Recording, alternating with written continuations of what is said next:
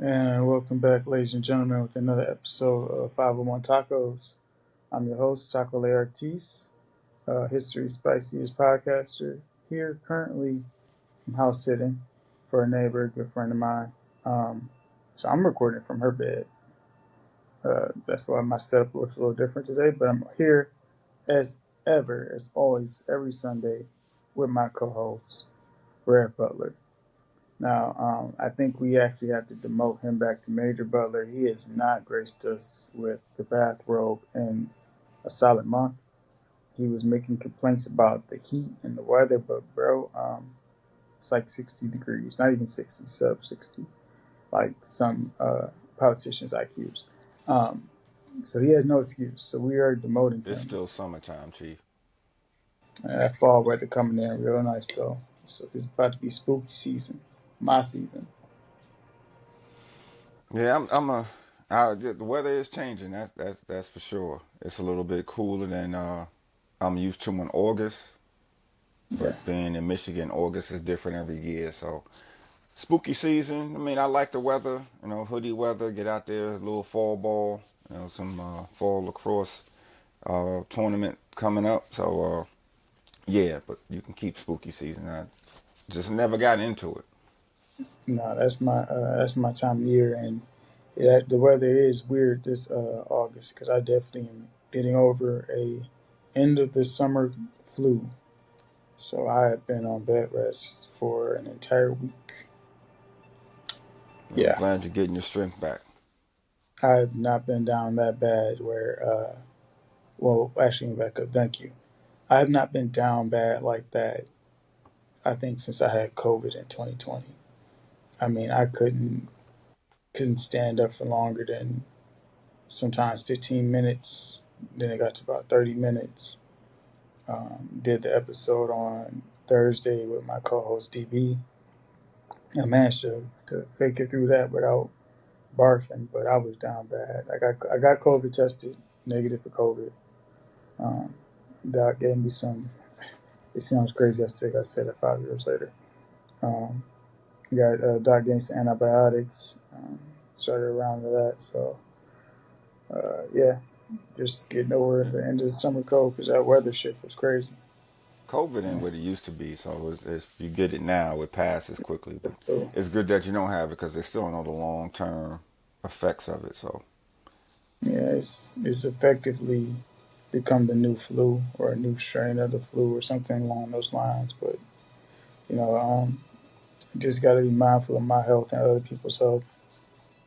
So I'm not getting people sick. I didn't want to get Autumn. Shout out Autumn. Autumn, that's my neighbor who I'm house sitting for. I didn't want to get her sick before her big trip across the country. So and I work in hospitality, so I'm a bartender, and probably where I got it was just being around a bunch of people all day. Um, so yeah, I just I'm trying to be still mindful your of immune system is stronger for it, so you'll bounce back. You'll yeah bounce I'm back. yeah I'm pretty relatively I'm a pretty healthy guy for especially at my young age. So um, but yeah, that kind of dives in. I just love how the segues work on this podcast. Kind of dives into the burnout factor that we're going to discuss. So our top three topics today, folks, will be burnout and uh, unreasonable expectations in workplaces, especially if you work a white collar job. Mm. No offense to my blue collar employees, but white collar is like working for the cartel, honestly. Um, so we got burnout. What does success look like for a black man in particular?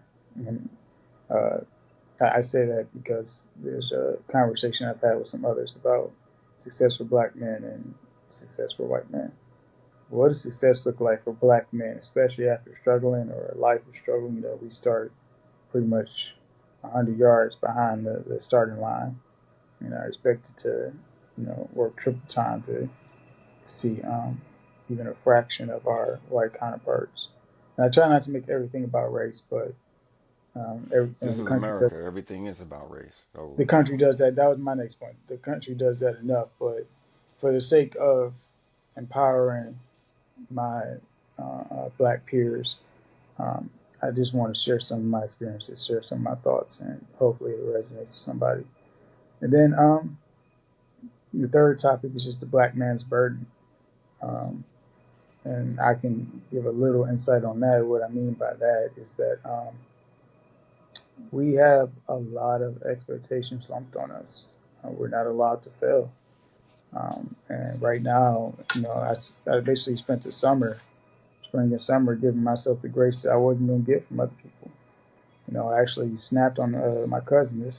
My cousin is 10 days younger than me, exactly 10 days younger than me. We've been tight um, since basically, I want to say since the womb. Our father was the closest in the family. Um, but I had to snap on him because, I had to let people know to not speak on situations they don't have all the facts about.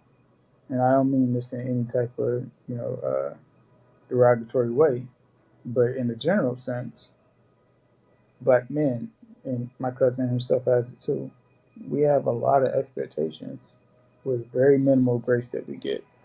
So that is the what we're going to get into with black men's burden. But I wanted to start with the burnout factor, especially you kind of mentioned COVID and sickness, and I'm a huge advocate, especially having been in Chicago for part of the last 2 years. I'm a huge advocate of prioritizing your health.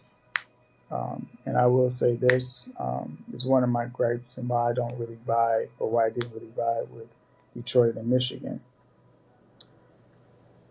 If you say you're taking that road trip to Chicago, you driving to Chicago from Detroit, your car starts overheating.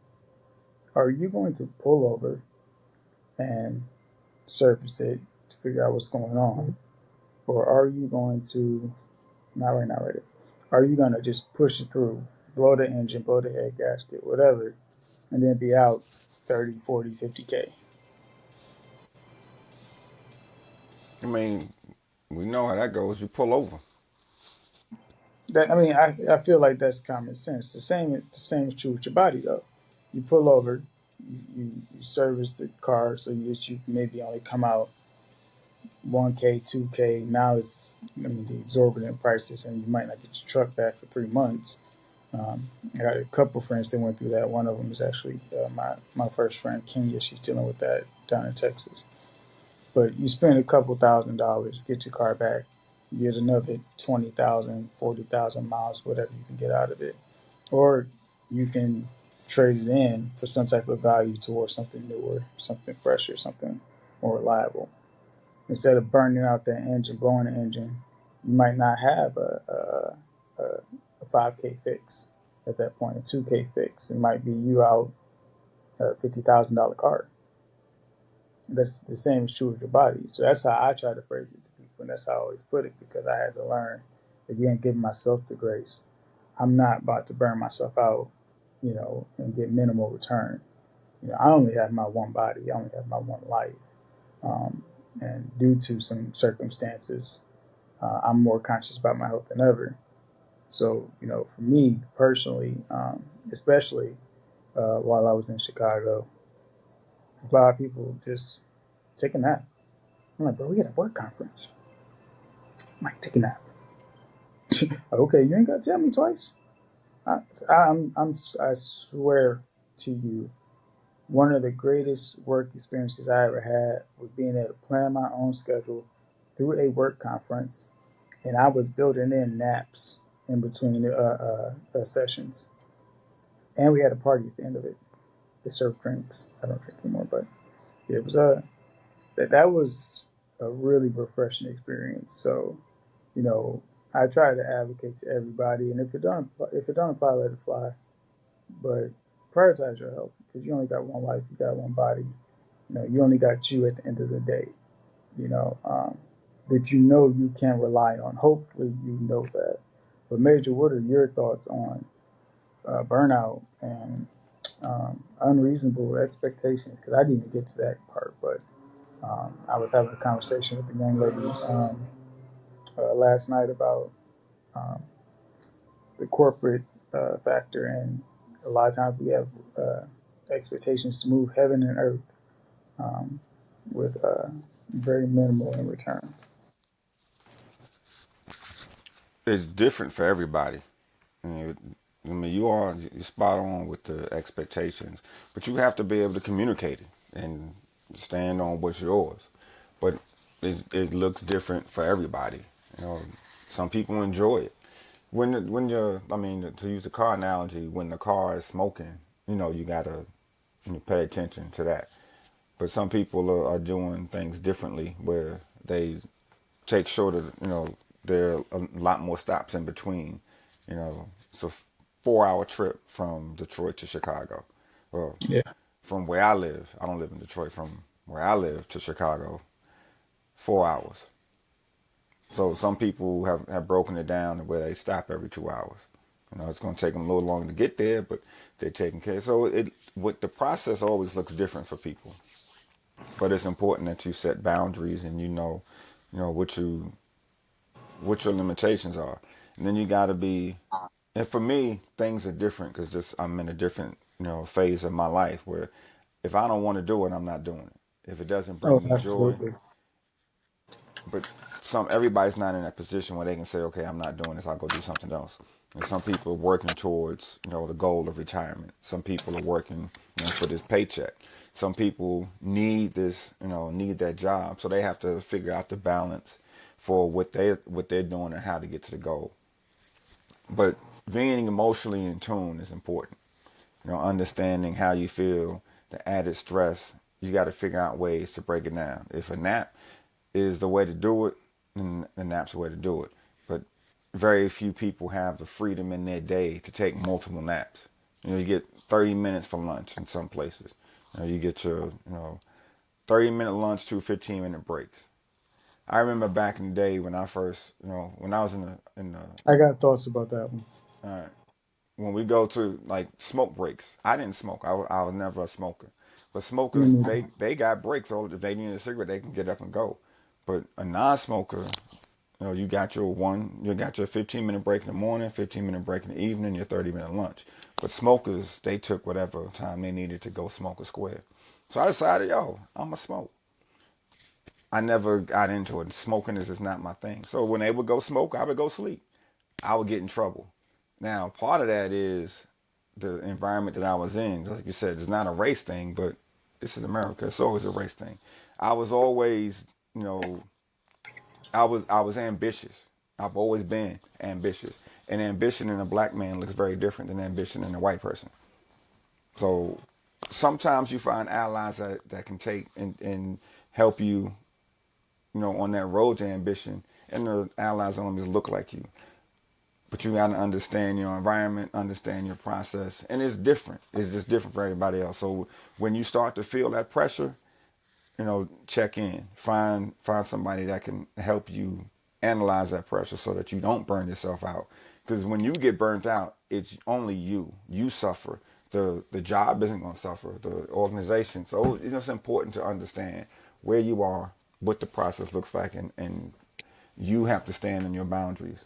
Emotional intelligence is huge to keep you out of trouble and to keep you healthy. Yeah, yeah. Thank you. I got some follow up questions for you, but I want to comment on two things. Um, Whenever a job mentions having two 15s and a 30, here go my boundary. I'm automatically saying no to that job. I just don't like that setup. And that's just from past experiences. And I want to make sure I add the caveat. You know, everybody got their own perspective on what works for them and what doesn't. And my experiences, because I'm getting better and not making blanket statements, those were always the worst jobs for me to be at. I like having structure. I like having a regular routine, a regular paycheck. If I know I'm paid semi-monthly, I know it's the first and the 15th or the 5th and the 20th or whatever it is. I like that setup. That always, I like having that structure, but I also like my flexibility and autonomy. So for me, somebody telling me 215 is in the 30, I'm automatically thinking like, yeah, you running this like the plant. I can't do that. Um, so I wanted to comment on that first. That's like one of my non-negotiables, if it's phrased that way. I know usually like a job would tell me when I'm working like college salary jobs, um, you get a 60-minute break it up how you want to. That works. Um, and then the ambition piece, I want to comment on that really quickly. I'm gonna get Smitty on this podcast one day. Smitty, when you hear this, I'm make you accountable. I'm putting you out on the line. You got to be on the podcast one day. I need you to sit down and chop it up with us. I think Smitty is one of the best resources for a young black man, or any black man, honestly. Smitty saved my life, but um, Smitty made a comment to me a year and a half ago. Uh, you're very ambitious. And I did an interview for a VP role. I knew I wasn't going to get the role. I know I didn't have the experience. I wanted to find out what this process was like. Um, but I interviewed for the VP role, and the interviewer said to me, anybody that's known you for longer than 5 minutes, or at least 5 minutes, can see how ambitious you are. Um, and that's like a double-edged sword when you're a black man. Mm-hmm. Um, because it's great to have white allies. It's great to have white enemies, but them white enemies are ruthless. So they see you as ambitious. They see you as a threat. They're gonna try to hamstring you at every turn. But having those white allies, because I believe, as black people, we need white allies, and I believe that the whole black and white thing is one of the stupidest concepts in the world. The world isn't black and white. It's different shades of gray. There are some things that are very wrong and very right morally, but that whole black people and white people. My hoodie's black. My skin ain't black. You know what I'm saying? So I don't like that concept, but I do think at some point we got to just work together as common man and common people. But having white allies for me has always been just hugely beneficial in my growth. Um, I mentioned Smitty a fuck ton, pardon my language, Glissy. But also my mentor in Chicago, Amy.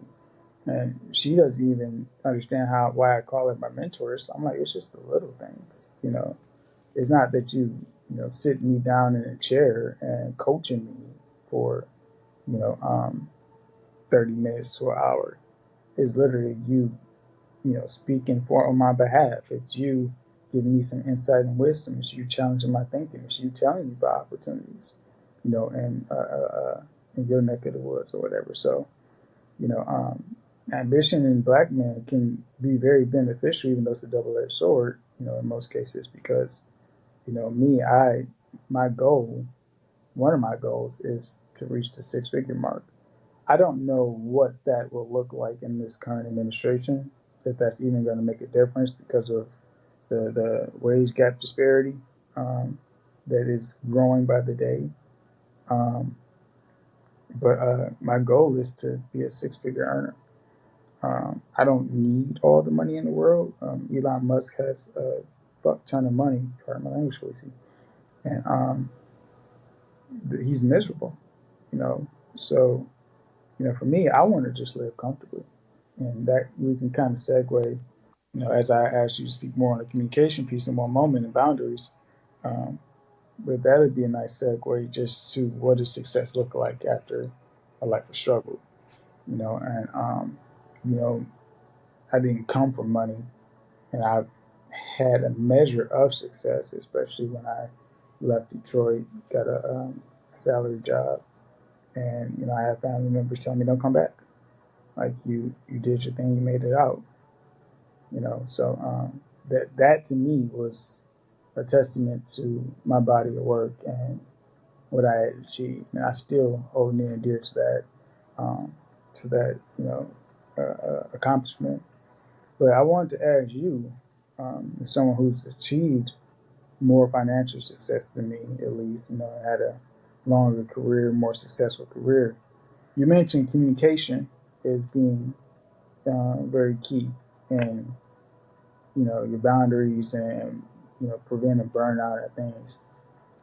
How have you found, or what has been your practice for communicating your boundaries to your own superiors, your colleagues, your peers, anyone that works under you, to kind of help you maintain those boundaries so that you don't burn out?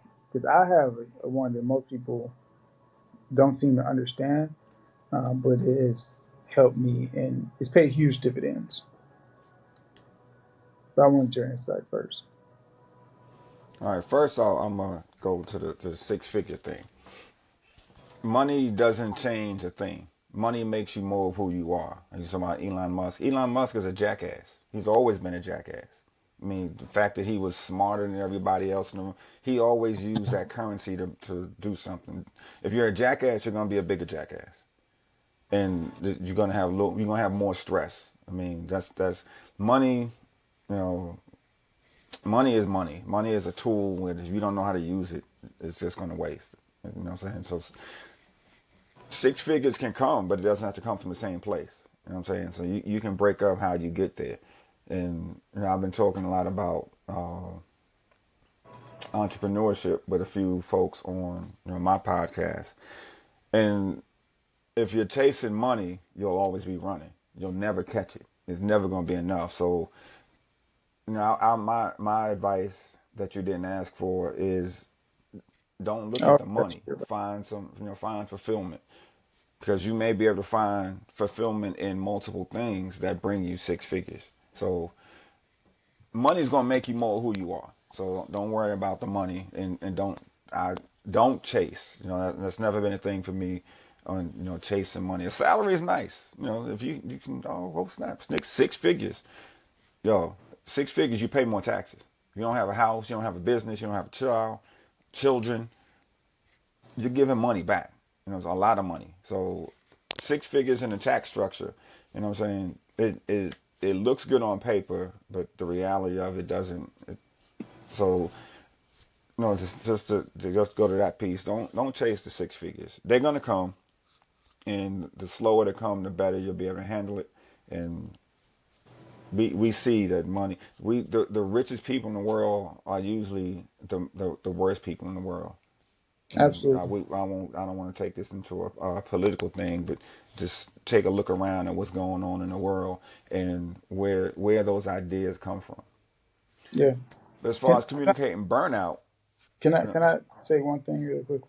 oh, I appreciate the advice, and I take all advice.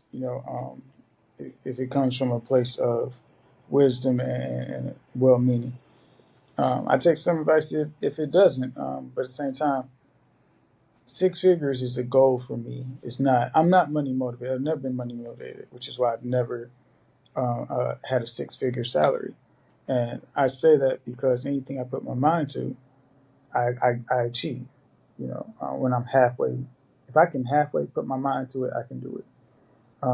So I've never been really money motivated. I've never been greedy. I've never been, you know, um, just someone who needed money to have things or do things or feel like I'm somebody. But for me, money is six figures is a goal that I'm setting for myself because I've never done it. You know what I mean? And I know that there's a lot of stress. And I have heard and noticed money makes you more who you are. Um, over this summer I had a leadership course. And I'm a good person. I've accepted that. I'm not always the nicest person, but typically I am. It's not always reciprocated or appreciated. And I'm learning to be more nice to myself first. So money is just going to make me more of a good person. The way I look at it, money is energy. At the end of the day, I have the energy to travel. I have the energy to eat well, or XYZ. So that is how I look at money. But I'm not looking at like, oh, I made six figures, now I want to go to seven. I've noticed a trend as well, and I don't have to go too, we don't have to go too political, but you have to be more ruthless to get to those seven, eight, nine figure, earnings, and that's just something that's not the type of person I want to be. At the end of the day, I just want to live comfortably, uh, do some philanthropy, and at the end of the day, just enjoy life, not have that struggle, um, stress. I'd rather have some stress where it's like, all right, I got money and I'm getting taxed. How do I manage this now? That's a new phase of life I want to get into. So that's the only thing I want to say about that. I appreciate the advice. I just don't want you to think I'm money motivated or greedy. I'm not. Well, you need multiple streams of income. One Yeah. job giving you, one job giving you six figures. That's a point of stress, because now they're looking at the salary that they're paying you, and they're like, well, the month for the amount of money we're paying you, we expect to see this, that, and so. It's like, so diversify your income streams and you'll be okay. Get a $80,000 salary job, and then find a way to make another 20 on the side. Two part-time jobs. Do something that you enjoy that you can turn into an income generating hobby.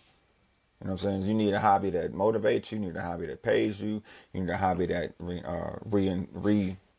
relaxes you. Hobbies need to be very important, and they play a different role. So one job at six figures is not going to make you rich. I'm saying this to you, but I'm saying this so it can be heard for other people to understand. Yes, looking at a job application or job description and salary range, that's really cool. But you have to diversify, because diversification is the one way to stop burnout. Because the one thing where you get stressed over here, you get to do this over here, and it takes you to a new place. That thing for me is lacrosse. As tough as my job was, you know, 9 to 5 at 501, like you said, 501 Tako, 501. I'm on a lacrosse field. Don't call me. I don't have anything for you. I was in a field where emergencies pop up, but there are very few emergencies. You know what I'm saying? So you can wait a few hours for me to do something. You can wait overnight. It's not even a few hours, because once I've humped all day at the job doing what I need to do for the job, and now it's time for me to do something else to rejuvenate myself, to rest, or whatever it may be, and I get to go and be a lacrosse coach. Or if I'm playing, I'm playing. Don't call me. Well, don't expect to answer. You can call me all you want. Call me. I can't tell you, you can't dial my number, but I'm not picking up. I'm in the middle of something else. And then part of it is, if I'm earning, some kind of wage for it, I got to dedicate myself to that just as much as I dedicated myself to, the 9 to 5. So diversification is going to help with that, with that burnout. As far as the boundaries go, you just have to stand on them. Like, this is, at this time, this is what's going to happen. If there's a problem, we need to resolve that problem. And sometimes resolving that problem is finding a new place. And I say, as I start a new journey in my life, you know, if I did it once, I can do it again. I can get another job. I can go sit somewhere and earn a decent salary, and do what you need me to do, so we can have this exchange. I give you 40 hours, you give me, a couple $1,000. That's a way. But let's find a new way. Let's try something different. And when I come in here, this is what I am. This is what I'm going to do. This is what the job description says. And this is, there's, a little bit of wiggle room. Like you said, there's gray area. But I need to know where that gray area stops. You know what I'm saying? Yeah. We're not going to fade into other areas where you Right. got me in here. And part of it was one of for my most recent job, that there were times I feel like I'm here 10, 12 hours a day and I'm not getting anything done. I don't feel accomplished. I'm not finding that level of success. I can't define, what success is here. So you have to be true to who you are. Understand what you're doing, how you're doing, and how you want to do it, and find ways to make it happen. And it's a journey, and it's not always going to be easy and clear, but you have to push through and be inquisitive and not be afraid of failure, Right. but communicate. But it's important, I have the CRA, communicate, build relationships, and be accountable. So communication is key. You have to be able to say what you need to say and make sure people understand it. And then the more they understand it, the stronger your relationship is going to get. And then you hold each other accountable to what's going on. And if they start to push, as far as the job thing, hey, you asking for too much now. I already said I have, when I leave here, these are the things that need to be done, and you get this time, and then the rest of the time is for me. I remember the one thing that started building for me was one day I was at work, summertime, school is out, we're just doing summertime work, and I was like, all right, get this done, lock this out. Let me change my clothes here so I can just leave here, jump in the car, and go play lacrosse. I was walking out of the building, clearly not in work clothes. Like, you changed them, you're doing something different. You're on your way somewhere. But before you go, let me ask you this question. It took an hour and a half to ask the question, and I missed my game. I'm like, yo, y'all clearly I'm not dressed like you anymore. Y'all know that I have other things that I'm doing, and it's the evening time. It's summertime. There's no reason we need to be in here at 6:30, 7 o'clock at night. But here y'all are. Yeah, And yeah, then I that's have to be here. No, that so those were things that's like, let's start to make a difference. Let's start to make a change. And it wasn't an immediate change, but that was one of the things that was a catalyst that started to change. And you got to, sometimes you can't communicate it. Sometimes you just have to do it, and you got to lead by example. yeah, And you only get one example to see that. I'm not joking with y'all. This is my time. This is a, you know what? Y'all not listening. Y'all not hearing me. We're not talking the same language. Let me go find the place where I can speak to you and be heard. What, yeah, speak and be heard, and it's not to you. So let me yeah, transition. So it is, again, I'm in a different place in life, so I can make certain decisions that other people can't make. So it's very important that you understand who you are, what you want to do, and what your opportunities are. yeah. I appreciate that feedback and that definitely transparency because I've been in those situations and I want to touch on something because I'm a huge um, another advocate of you got to learn how to fail. You got to accept failure as part of success. And I was called, after my latest failure, a failure at life by someone close to me, and I laughed because I know I fail. I know I suck at stuff. I know I get back up and I achieve. You can't understand the satisfaction of success without having failed a bunch of times. It's just part of the process. Michael Jordan went 6-0 in the finals, but he didn't get to the finals for the first 7 years of his career. You know, so a lot of people, especially in the black community, and this is why I say I took the grace I was not being given. A lot of people in the black community, we're not allowed to fail. We're not allowed to mess up, especially as black men. So I laughed at that person saying that. I'm like, okay, some failure of life. You're right. It did sting, and it motivated me in a weird way, but it also let me see that person. The irony is the person is now dealing with the same thing I dealt with as far as a toxic work environment. And I could have offered some advice. So I said, nah, I'll let you fail yourself and then you can understand. So at the end of the day, success looks different, failure looks different, communicating those boundaries. Because I had to get very, very intentional about my own boundaries, which is why Mike, my middle name, Mike, is a work persona so that I can do those things. Because at 501, I come out that office, it's taco time. If you get me at 501 time, it's by my own choice, not yours. Or I have to be scheduled for a later shift. It has to be a work event or something. I'm not, 501. I, we called it 501. It was code for going to the bar. I don't drink. But my coworkers say, hey, we having a 501. Okay, cool. So like, something like that with you where they stop you and you can't play lacrosse. My hobby is something simple I can bring with me. It's gaming most of the time. But, I also like to work out. I still, I'm getting back into Brazilian Jiu Jitsu. So things like that. So, my time is another currency that I do not like wasted. I don't like spending it all day doing one thing, or doing something that's not fulfilling me, or it might be fulfilling but more draining, something like that. So I definitely appreciate that candor because, I'm in my own weird limbo phase that I'm trying to get out of. But I had to spend limbo becoming the man that does not fumble his opportunities. You know what I'm saying? And I've done that quite a few times, but it's a professor put it to me over the summer. Uh, Success has many fathers, but failure is an orphan.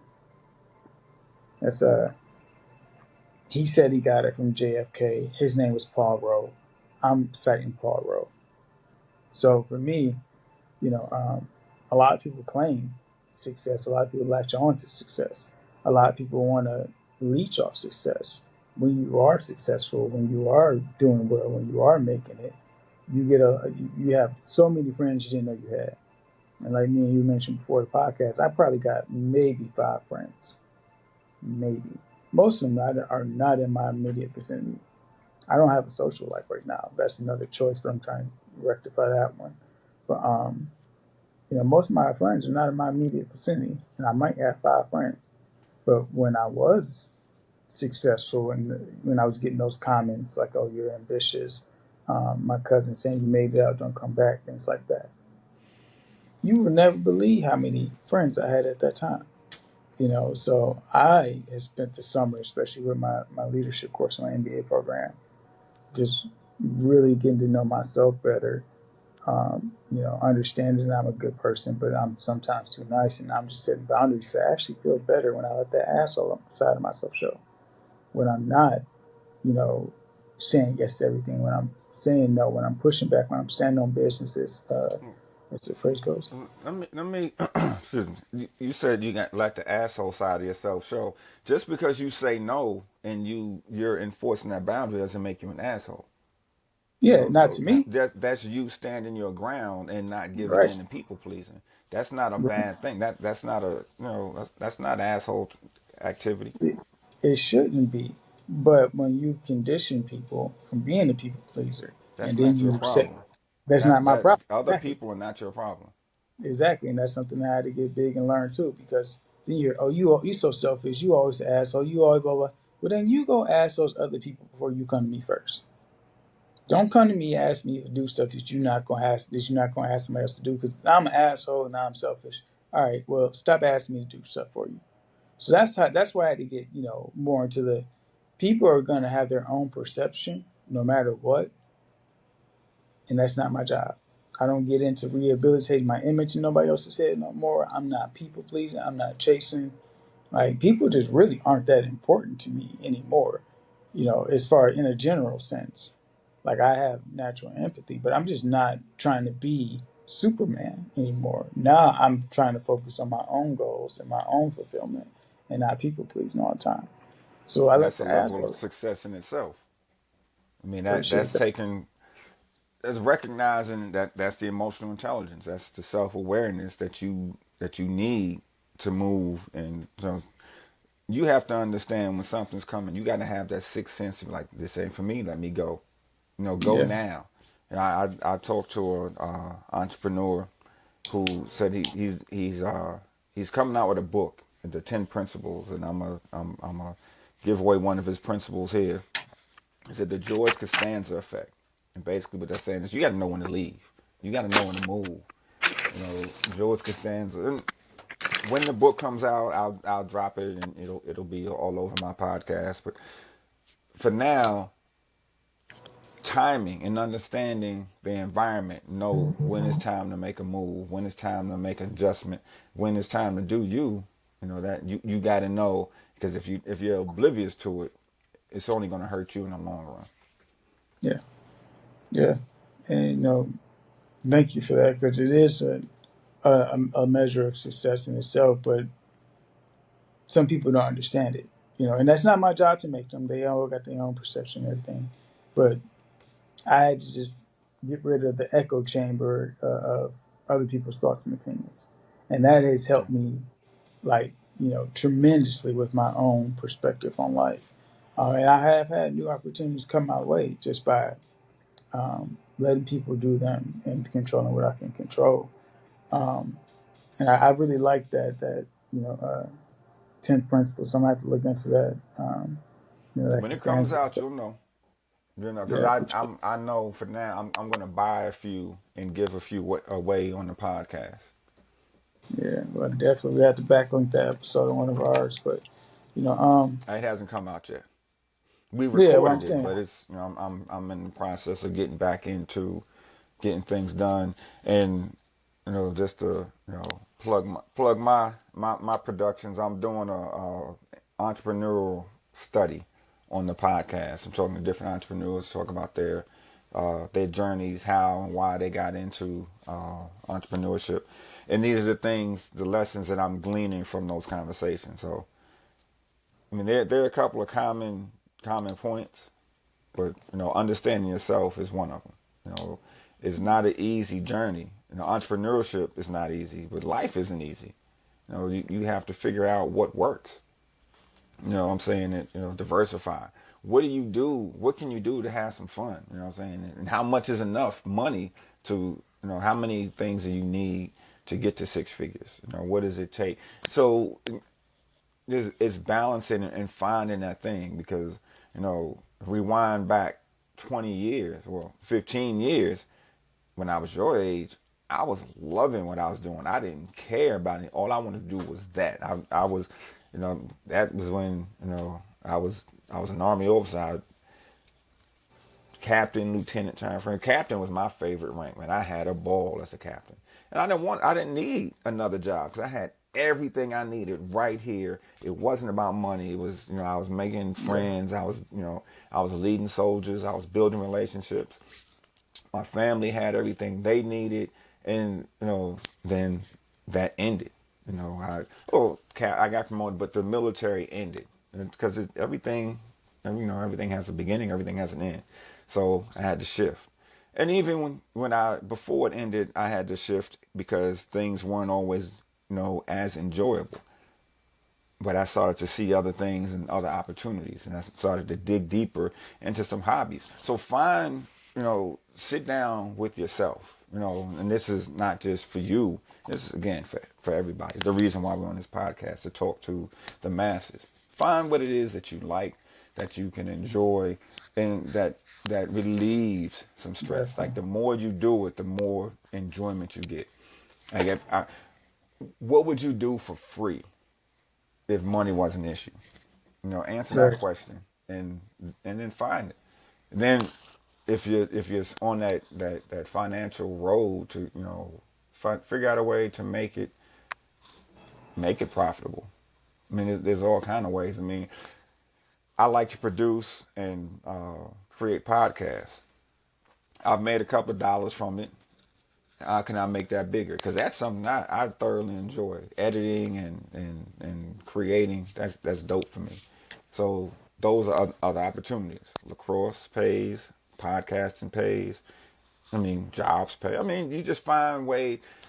And if it's not always about money, though. Again, Yeah. don't let that be the driving force, because you'll never find enough. So figure out what it is to bring you joy, and sometimes that joy will bring you cash. Yeah. Yeah. No, I definitely appreciate that. And I hope the masters appreciate it too. Again, I'm not money motivated. I'm not one of those people that get up and I got to hustle, hustle, hustle. You know, I set goals for myself, and I achieve those goals. I slip, I fall, I fail, get back up, I keep doing it. So for me, trying to that, one, find that salary point that's going to bring enough stability in itself that when I diversify, my other streams of income, it all balances out. That's Right. that's the big thing for me. Bartending, I like it. I don't love it as much as I used to. I'm just more prone to people burnout and just burnout in general. And it's different times, when I started 10 years ago or whatever. So but at the same time, it could be lucrative. You could do it on the side. Think about doing my own mobile bartending. Little There things you like go. that. But I want to get to a point where I want to have that salary that's stable, that's fixed. I get the benefits from it. That's coming in. That's going to be there. As long as I'm on that, in the clock, on the clock, or doing that job, and meeting my quotas and whatever. Boom. But overall, the podcast is something I just haven't monetized again because I was getting offers at first and I just didn't stay consistent with it. Um, I think I need to. Well, actually, no, let me phrase that. I do need to get better with the editing process, so I'm getting new software for that. Because I sometimes editing can be a nightmare. I know we mentioned on a previous episode, I think it was the last episode, Simon Sinek's why people or why leaders and how leaders. I'm definitely a why leader, so I'm that motivated, charismatic, personality showman or whatever. A little more subdued today, but again, getting over the flu. I'm more of that get people motivated to do things. I'm looking for my how person, the person that does all the little nitty gritty stuff, in between that make sure that things are running smoothly. Dot the T's and I's. Again, going back to another episode, I think it was last November we did. Who's the brand and who's the business? That's how I phrase it.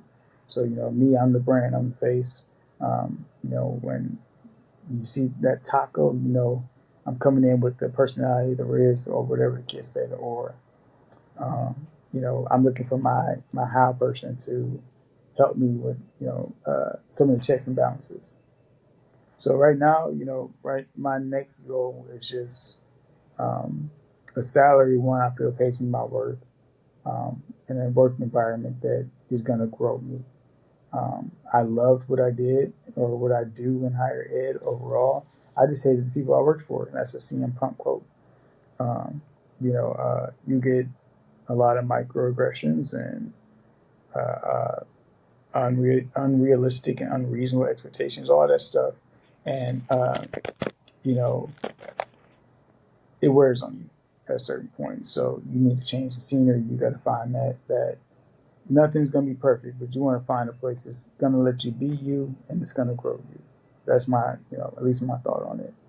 So more interviews coming up for that for those type of positions, but right now my main goal is just get that level of stability for myself, where I got that fixed salary that I feels like, all right, this is paying me my worth, help me live a little bit comfortably or live more comfortably than I was before, and I got some type of security so that when I get to those other revenue streams, boom, this just works in sync. It works in concert. So that's my goal right now. Um, I'm not necessarily chasing the money per se because I really want more fulfillment in what I do and just in life in general. But I do have a six-figure income as my as a goal of mine for the next year or so. Yeah, again, I'm not. get the financial literacy that goes with that six figures, because you're gonna pay a lot of that back in taxes if you don't have the All right. proper write-offs. It's gonna be a Yep. weight. It looks good on paper, but at the end of the year, I mean, if you're paying $30,000 in taxes, you're only making 70 grand. So Yep. if you have a business, you can write some stuff for. I mean, you're still gonna pay taxes. You're not gonna get all six figures in your pocket. I mean, if you're pushing 150, 170, you can hold 100, but you have to Yeah. be smart with the taxes. Yeah. It's all about taxes, man. Because as much as you want it, the IRS wants it too, and the IRS is gonna get it. So No, absolutely. I mean, that's I say again, and I know I'm probably beating a dead horse. It ain't all it's cracked up to be. Make sure you have a plan. Yeah. How you gonna budget that money? Because money just makes you more of who you are. If you can't handle $50,000, $150,000 is gonna put you in a world of hurt. Yep. It's how you manage it. But I want to say this as we wind down. There's three things. They say it's two things from in life. There's three actually. Death, taxes, and you know that McFlurry machine ain't working, so can they offer you something else? My frame of mind is I do Say that not want again. it. Say that again. Three things promised in life: death, taxes, and you know that McFlurry machine ain't working, so they're gonna try to offer you something else. I don't know. I don't. I guess if I ate McDonald's on a regular That's my basis, point. but that would make sense. But okay, I got you. So the joke was the McFlurry machine is never working. Well, yeah, Like, ice cream machine is always broken. Got you. yeah. So my thing is, I don't eat McDonald's. I don't like McDonald's. that's if you eat McDonald's, you down bad to me. No offense to nobody. If that's your thing, go ahead. Whatever floats your boat. McDonald's is trash. Like I don't eat McDonald's, and before I die, I don't want the IRS knocking on my door every day asking for more money. So I want to make sure I'm making enough, managing my money well, so that when I do die, I'm dying comfortably, and I'm not disappointed by the McFlurry machine. I mean, put things in order. I mean, you set it up the way you want it to be set up. Create the boundaries, and you have to manage it and make it do what you want it to do. Yes, sir. Yeah. I mean, Things are I aligned. get that's success right there. Once you can say, I like what is a successful, what that's what manifest one is about. Finding that one thing. Then once you do that one thing well, you know how to do two and know how to do three. And three, one multiplies. It may not Yep. multiply as fast as 10, but one multiplies. But you can't get to 10 if you don't have one. And if somebody gives you 10, you can't manage them, you're gonna have zero real quick. So it's important to set your priorities, set your plan, choose a goal, make a plan, and do the work. Make adjustments. And failure is not fatal, and success is not permanent. So you got to keep going. You got to keep Yeah. going. Make adjustments. Get better. When you learn better, you do better. Yeah. Absolutely. One thing I try to let people know, I just slipped in my mind really quickly, but the difference between failure and having to pivot is if you get down and you stay down. That's literally that's what a failure is. If you get down, you stay down. If you don't, I call it the standing 8 count. If you get knocked down in a boxing fight, you take those 8 seconds. You don't jump right back up because you might still be punch drunk. You got to assess yourself and your faculties and where you are with things. So if you get knocked down, it's only a failure if you don't answer that standing 8 count. So when you get knocked down, you take that time, to go within. You might need to stay down. You might have got hit so bad that that's just not it for you. But it's always something else you can do. You know what I'm saying? So that's how I look at it. Like failure is only when you quit and you give up. Um, so use your standing 8 count to reflect, and do you got it in you to finish the fight? Do you got it in you to take that opponent?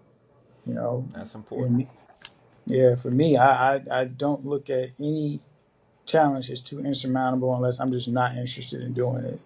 Um, so for me, that goes back to the confidence piece we had earlier in the season.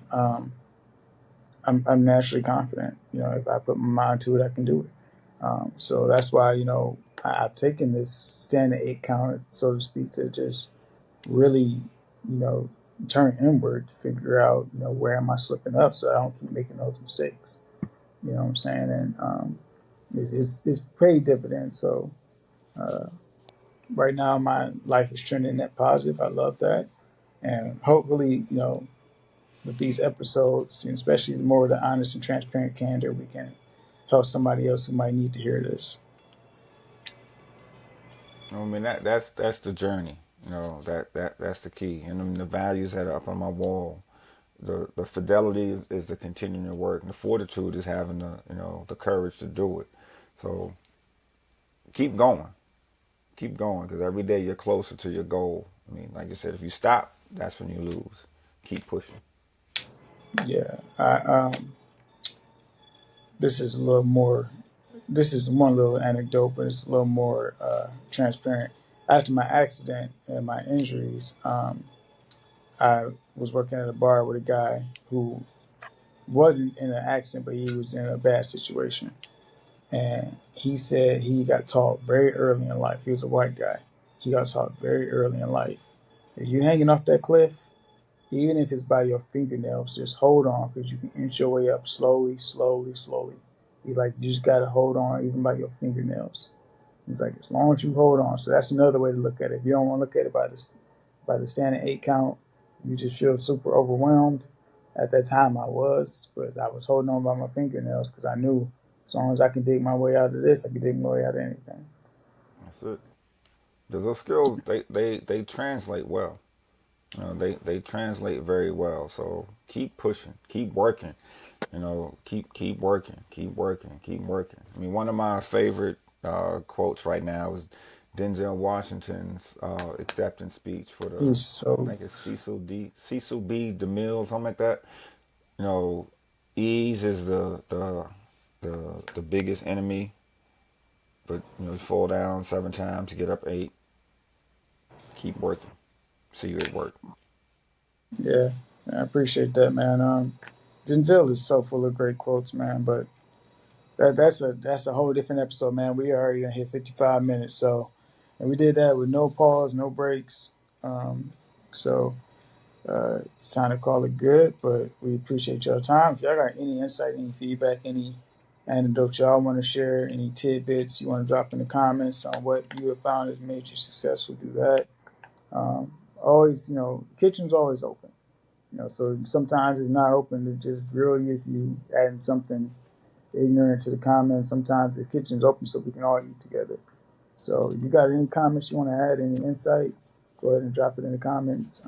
I just got the notification that the new Kagurabachi chapter is out, so I got to read that because that manga is fire. Major knows nothing about that. Um, Not a thing.